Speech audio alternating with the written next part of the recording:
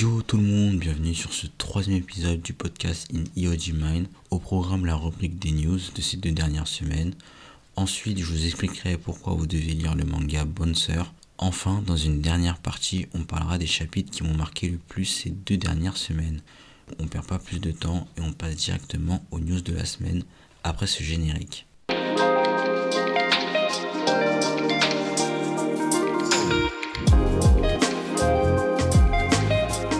On commence avec One Piece.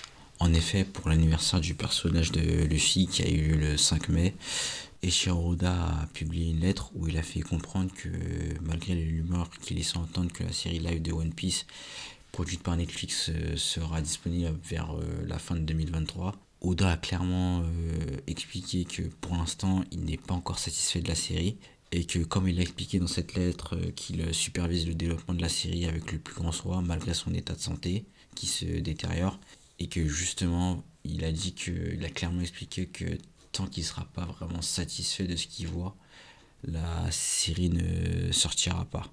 Donc au travers de cette news, on peut voir qu'il y a une bonne nouvelle et une mauvaise nouvelle.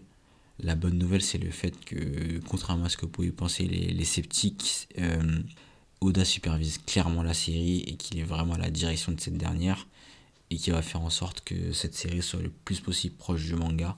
Et que surtout le plus important c'est que vraiment il a le dernier mot sur la série car comme il l'a dit dans la lettre, tant qu'il ne sera pas satisfait, les producteurs ne publieront pas la série. Donc ça c'est vraiment une bonne nouvelle. Après malheureusement on va dire la mauvaise nouvelle c'est le fait que dans cette lettre il évoque son état de santé qui est plutôt préoccupant. Et donc je pense qu'il faut s'attendre à ce que One Piece, le manga, subisse de plus en plus de pauses. Après, si c'est pour le bien de sa santé, c'est pour le mieux, car on va dire il faut éviter les drames à la Kentaro Miura ou encore qu'il se tue à la tâche comme Togashi. On poursuit cette rubrique avec Ryota Kurumado, connu pour avoir adapté en manga le roman La Peste d'Albert Camus. Ce dernier récidive, il va adapter un autre célèbre roman de l'écrivain français, à savoir L'étranger. Un roman iconique car il est le premier roman publié par Albert Camus et que surtout il est actuellement le troisième roman francophone le plus lu dans le monde. En effet, il a été traduit en 68 langues différentes. Dans L'étranger, on suit les aventures très mouvementées de Meursault. J'espère que je le prononce bien, mais ouais, je crois que c'est Meursault ou Meursault. On me dira si je l'ai bien prononcé ou pas. Du coup, ce manga sera pourvu de 304 pages. La sortie de cet unique volume est prévue pour le 17 mai 2023 dans la collection Kazoku des éditions Michel Lafon pour le prix de 14,95 €. Enfin, pour clôturer ces news de la semaine, dû à la hausse des coûts des matières premières, comme de nombreux éditeurs, Kana va augmenter les prix de certains mangas, et ce à partir du 1er juillet 2023. Du coup, Kana, ce qu'ils ont, c'est qu'ils ont un code prix selon les codes prix indiqués sur le code barre. On a les augmentations de prix vont concerner les codes barres qui ont la référence KA01, KA02, KA03, KA05 et KA010. Pour le format KA01 et KA02, on aura une augmentation de 10 centimes. Du coup, pour le format KO01, on passera de 6,95 € à 7,10 €. Pour le format KA02, on passera de 7,55 € à 7,70 €. Concernant le format KO03, on aura ici une augmentation de 10 centimes. On passe donc de 8,85 € à 8,95 €. Pour le format KA05, on aura une augmentation de 5 centimes. On passe de 12,90 € à 12,95 €. Et enfin, pour le format KA10, on aura une augmentation de 45 centimes ici. Et donc, on passera de 13,50 € à 13,95 €. Du coup, ici, contrairement aux précédents épisodes, ici, il n'y aura pas de débat. Ici, on aura plus une recommandation de lecture. Ici, j'ai essayé de vous convaincre de lire le manga Bonne Sœur. Avant de commencer, je vais vous donner un léger résumé du manga. Alors, c'est un manga qui a été créé par Makoto Mizuta, dessinateur aussi pour le manga Out, qui est un furieux aussi. Ici, dans Bonne Sœur, on suit le quotidien d'un jeune loser prénommé Yoshiro Shishido, dont la vie est une succession d'échecs, mais un beau jour, sa vie va complètement changer en rencontrant les agents de la sécurité d'une société privée qui s'appelle Tokyo Fist Security. Alors, je suis conscient que quand on écoute ce résumé, on va se dire que suivre les aventures d'un agent de sécurité, ça doit être un peu banal. Mais croyez-moi, vraiment, ce manga est vraiment génial car au premier abord, c'est vraiment, on pourrait penser que suivre les aventures d'un agent de sécurité, ça va être nul. Mais comme souvent, les Japonais sont vraiment doués, ils arrivent à rendre les choses banales vraiment épiques. Tout d'abord, ce qui est vraiment intéressant dans ce manga, c'est qu'il a un côté très réaliste, notamment au niveau des combats, car l'auteur a vraiment mis un point d'orgue à énormément détailler comment les personnages font face au danger, à travers leur analyse de l'environnement ou bien des différentes méthodes de combat, en incorporant différents types d'arts martiaux. Ça renforce le sentiment d'être plongé dans les combats et de surtout mieux ressentir la violence des coups lors des combats. En plus, ce côté réaliste est accentué par le fait qu'on a de nombreuses références à la pop culture japonaise et aussi américaine. On a des références à 24 heures chrono, Liam Neeson, ou bien il y a même un personnage qui ressemble à Samuel Jackson dans son rôle dans Pulp Fiction de Tarantino. Et de plus, ce qui accentue encore plus ce côté réaliste, c'est le fait que le scénario soit aussi lié à de réels faits politiques. Par exemple, pour la traque d'un personnage, on va s'intéresser à son passé qui est lié notamment à la guerre qui a eu lieu entre le Liberia et Sierra Leone. Donc le fait qu'il y a ces nombreuses références entre guillemets au réel, ça rend l'univers de Bonne Sœur encore plus vraisemblable et donc plus facile de se plonger dedans quoi. Aussi, ce qui fait la qualité de Bonne Sœur, c'est la qualité des personnages qui jouent énormément. Déjà, on a le personnage principal, Joshiro Shido, qui va dire qu'il y a un cancre au bon cœur et qui justement souhaite trouver sa place dans la société. Et justement, c'est un personnage qui crée facilement, on va dire, l'empathie et avec qui c'est facile de suivre les aventures dans le sens où on, on aime suivre ses aventures parce que c'est un personnage touchant et que je pense que beaucoup de personnes se posent cette question de comment trouver sa place dans la société, quoi. C'est un sujet, on va dire, un peu universel. Ensuite, il y a le personnage de Ashino, qui est un collègue de Shido. Alors lui, au premier abord, il a un côté, on va dire, très froid, très stoïque. Mais au fil du manga, on va comprendre que justement, que ce côté froid, il le sert de bouclier parce que ce dernier a connu un passé, on va dire, un peu, pas un peu, mais très tragique. Ensuite, il y a aussi le personnage de Torai qui sert de menteur pour les deux persos que j'ai pu parler et qui est surtout, on va dire, c'est l'archétype du personnage badass. Il fait des blagues, rigole avec tout le monde, etc. Mais quand il s'agit de se battre, là, il rigole plus et surtout, il accompagne les personnages dans leur tourment qui est créé par la violence du monde de Monster et vraiment il sert de mentor quoi. C'est vraiment lui qui les guide. Comme j'ai pu le dire au début de cette recommandation, on suit les aventures d'une agence de sécurité et au début ça peut laisser de marbre, mais plus l'histoire avance et plus on se rend compte que la Tokyo Fist Agency est bien plus qu'une agence de sécurité et que surtout elle protège des secrets pouvant créer un véritable chaos dans la société. Et c'est ça qui fait qu'en sorte que le scénario est vraiment intéressant parce qu'on se rend compte que c'est pas juste des gens qui protègent, on va dire, des stars, etc. Il y a vraiment un sous-texte. Et surtout, ce qui protège, c'est vraiment important pour le bien on va dire, de la société japonaise. Je vais pas vous dire c'est quoi pour pas vous spoiler. Et comme ça, vous pourrez lire le manga. Enfin aussi, l'autre grande, mais vraiment grande qualité de Bonne Sœur, c'est qu'ici, on aborde pardon, les différents mots de la société japonaise et avec le prisme très intéressant qui est celui de la violence. Et le plus important, c'est sans avoir un aspect manichéen, dans le sens ici, toutes les institutions en prennent pour son grade, que ce soit la mafia, les membres de cette société, mais aussi les gens qui sont censés nous protéger, comme la justice, les politiciens ou la police, et même les entreprises de sécurité en prennent pour leur grade. L'un des messages vraiment forts du manga est que souvent un homme ayant du pouvoir va dans tous les cas tenter d'exercer sa domination sur l'autre, entraînant ainsi de la violence.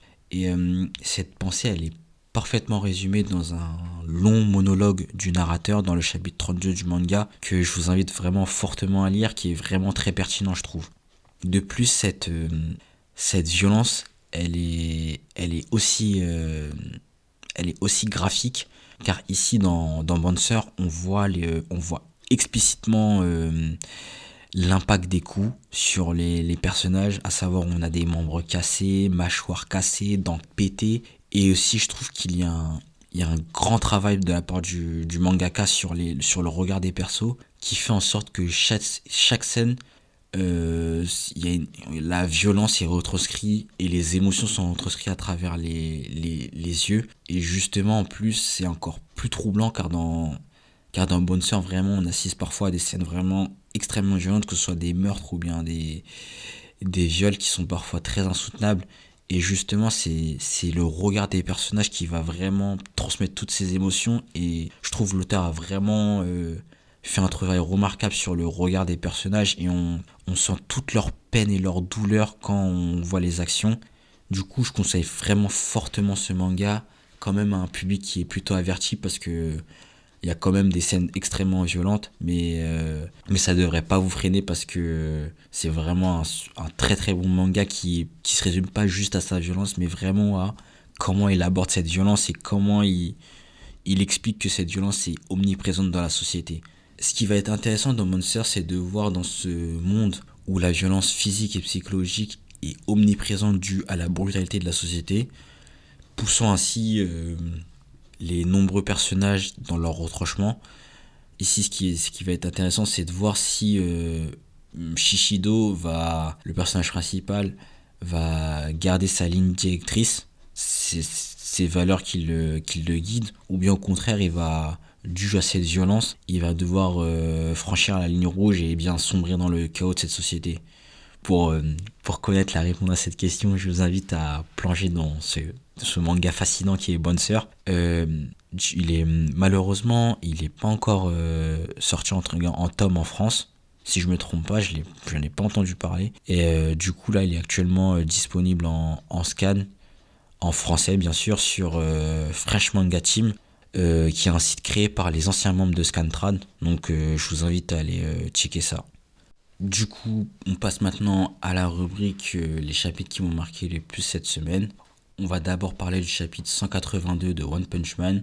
Dans ce scan, on suit le conseil de l'association des héros qui discutent des conséquences du combat entre Saitama et Tatsumaki. De cette discussion sur le fait déjà qu'ils se méfient maintenant des technologies de Metal Knight qui ont été créées justement pour créer la nouvelle ville. Justement, ce qui est intéressant, c'est que surtout de cette discussion, il place le fait qu'il est maintenant important de recruter de nouveaux héros puissants et très vite, vu les dangers qui guettent.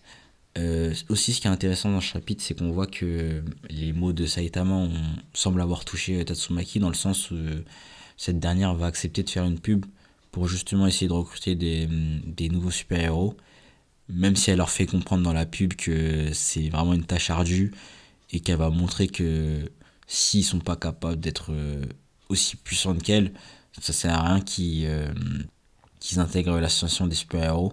Au final, sa vision de la pub va pas être acceptée, dans le sens où les producteurs de la publicité vont créer une pub différente avec des images créées par une IA pour faire une pub, on va dire, un peu plus aguicheur. Ensuite, pour revenir sur le recrutement des nouveaux super-héros, ici, ce qui est intéressant, c'est que on voit bien que l'association des super-héros ne fait plus l'unanimité, dans le sens où, à travers la discussion avec pas le héros, mais le futur, on va dire, héros que souhaite recruter l'association, à savoir Axel, ce dernier, au travers de sa discussion avec l'émissaire, va dire des choses qui, pour moi, marquent on va dire, un vrai tournant dans One Punch Man, qui est vraiment intéressant, dans le sens où ce dernier va vraiment questionner l'association des super-héros, en expliquant que pour lui, ce qu'ils font à la suite de l'événement de Garo, c'est pas digne de super-héros, dans le sens où ils ont bâti une ville exclusivement pour les plus aisés et ils ont laissé de côté les plus démunis. Or que la base d'un super-héros, justement, c'est de venir en aide aux démunis. Et surtout, ce qui est encore plus intéressant, c'est que les émissaires, pour convaincre ces citoyens comme Axel de rejoindre l'association de super-héros, les seules choses qu'ils offrent, c'est c'est des avantages matériels. Et justement, c'est à chaque fois, on voit bien que l'association des super-héros ne colle aux valeurs, on va dire, logiques d'un super-héros. Et ce qui fait que, justement, le futur héros en question, Axel, il explique que il va pas rejoindre l'association des héros et que justement ils vont bientôt avoir des concurrents et c'est eux qui va rejoindre et que là actuellement ils risquent d'avoir une chute de cette association des super-héros. Et justement ça peut être intéressant parce que ça peut faire un peu moi ça me fait penser un peu à My Hero Academia dans le sens où après la victoire de Shigaraki bah, dans la société de My Hero Academia, il y a une espèce de, de tournant dans le sens où certains super-héros ont abandonné parce qu'ils avaient la peur de mourir, etc. Et ils sentaient qu'ils pouvaient plus être utiles. Et que surtout, les citoyens même doutaient des héros. Donc ce qui serait intéressant, c'est de voir est-ce que vu qu'il y aura maintenant deux types d'organisations qui recrutent des super-héros, est-ce que l'ancienne association des super-héros, où il y a Saitama, etc., et les héros de rang S, vont pas être, on va dire, un peu décriés par les citoyens lambda? Et surtout, est-ce que des héros de rang S vont rejoindre cette nouvelle association? Parce que à la fin du chapitre, on voit que on va dire le créateur ou le réparateur des Genos, ce dernier va lui demander est-ce qu'il va faire quel choix il va faire, est-ce qu'il va rester à l'association des super-héros ou bien rejoindre la nouvelle association. Et vraiment ce serait intéressant de voir si Genos son nom va quitter l'association car de base il avait déjà des doutes sur l'association des super-héros. Et surtout ce qui serait vraiment intéressant c'est de voir le choix de Saitama parce que vraiment, Saitama, de base, s'il devient un héros, c'est avant tout pour protéger les citoyens. Donc, est-ce que ce dernier va quitter l'association pardon, des super-héros avec Genos et bâtir une nouvelle organisation de super-héros qui est beaucoup plus... comment dire ça, beaucoup plus dans le respect des valeurs du super-héros, ou bien au contraire, un peu comme il a fait avec son discours contre Garo et Tatsumaki, peut-être que ce dernier, par ses actions et ses paroles, il va réussir à rediriger l'association des super-héros vers le droit chemin. Donc vraiment, je trouve que déjà l'arc de Garo était vraiment, pour moi c'est le meilleur de One Punch Man, il était vraiment exceptionnel. Et vraiment, je trouve que ce prochain arc est vraiment bien parti. L'autre chapitre qui m'a marqué cette semaine, c'est le chapitre 1082 de One Piece. Alors ici, on a vraiment dans ce chapitre un focus sur la Cross Guild. Et il y a vraiment beaucoup de pistes explorées qui sont vraiment très intéressantes. Bah, déjà, on voit les répercussions de la création de la Cross Guild, pardon, car on voit qu'il y a un amiral qui est mort. Enfin, je crois que c'est vice-amiral si je me trompe pas, T-Bone. Et ce dernier qu'on avait vu à l'arc de Enies Lobby dans les trains si je me trompe pas. Et justement, on explique qu'il est mort, qu'il a été tué par un citoyen qui vient d'une île où la plupart des personnes meurent de faim. Après, est-ce qu'il est réellement mort? Dans le sens où la personne qui l'a tué est un vieillard qui semble très très faible. Donc j'ai quand même des doutes sur s'il l'a vraiment tué ou non. Vu qu'en plus il est un peu comme Brooks, un squelette ambulant. Donc peut-être il l'a juste endormi ou il a profité du fait qu'il dorme pour réclamer sa prime, etc. Donc à voir. Mais vraiment ce qui est super dans ce chapitre, c'est que à travers ce focus sur la Cross Guild, déjà on en apprend un peu plus sur la relation entre Baggy et Shanks, dans le sens où au premier abord on pensait que Baggy avait une haine, une jalousie de Shanks, ce qui est un peu vrai, dans le sens où Baggy, le jour de l'exécution de Roger, il a une discussion avec Shanks, et Shanks lui dit que au final il va pas directement devenir roi des pirates, pas maintenant. Et cela choque Baggy dans le sens, même ça le déçoit, parce que pour lui, il était intimement convaincu que ça allait être Shanks, le digne héritier de Roger, et que déjà dès le départ, quand ils étaient dans l'équipage de Roger, c'était déjà Shanks qui était entre guillemets pris sous l'aile, qui était pris sous l'aile de Roger, quoi, qui était mis en avant par Roger, qu'on savait déjà qu'il avait un fort potentiel, quoi. C'était entre guillemets un peu l'élu, et que justement, vu que Baggy, vraiment, on voit qu'il adorait Roger, le fait que Shanks ne suit pas les traces de Roger, ça l'a profondément déçu. Et c'est ce fait-là qui l'a fait que, entre guillemets, il a eu sa haine de Shanks. Et justement, ce fait-là, il est super intéressant parce que ça rend encore plus bizarre les actions de Shanks, dans le sens où pourquoi ce choix-là, en plus, dès le début, vraiment, parce qu'on sait qu'il n'est pas allé à Raftel. Donc, pourquoi ce choix de ne pas aller directement proclamer le One Piece? Ça pose encore plus de mystère sur Shanks, je trouve, sur pourquoi pendant toutes ces années, il a, entre guillemets, rien fait. C'est parce qu'en plus, cette discussion, elle a bien là avant qu'il rencontre Luffy. Donc, vraiment, ça rend encore plus mystérieux les actions de Shanks. À voir ce que Oda va développer avec ça. Et surtout aussi, on voit que justement Baggy, vu que maintenant il a Mihawk et Crocodile, et que surtout il voit que à travers le journal de Morgan que Shanks veut maintenant proclamer One Piece, que, que maintenant il doit pas abandonner son rêve et qu'il doit justement lui aussi essayer de trouver le One Piece. Et je trouve que le fait qu'il dise ça à Mihawk et Crocodile, Mihawk qui veut pas devenir Yonko, et Crocodile, un homme qui a été entre guillemets déchu de ses rêves dû à son affrontement avec Barbe Blanche, j'ai l'intime conviction que Baggy aura le Haki des rois.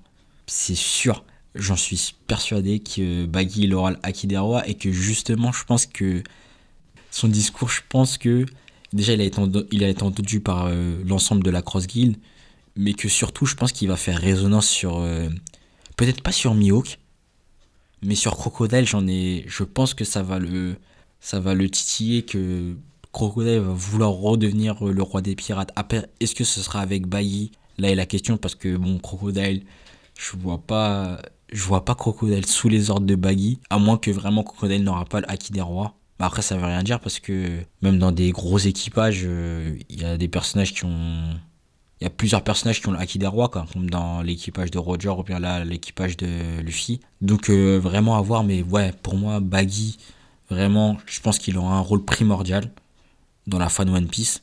Soit il va découvrir Raftel avant tout le monde, soit il aura une interaction, je sais pas, soit avec Im-sama, ou soit il sera présent soit à la mort de Shanks, soit pour sauver Shanks, parce que je pense que ce que là Oda a exploité avec Baggy, c'est sûr qu'on va en apprendre plus, enfin qu'il y aura une réconciliation entre Shanks et Baggy, ça c'est sûr et certain, et que surtout Baggy a le Haki des rois. Après, ce qui est pas mal aussi avec ce chapitre, c'est qu'à la fin, on a le retour enfin de Sabo, qui retourne sur l'île de Ivankov, si je me trompe pas. Et il va voir Dragon et Ivankov justement pour leur expliquer ce qui s'est passé durant la rêverie. Et c'est comme ça que le chapitre se clôt.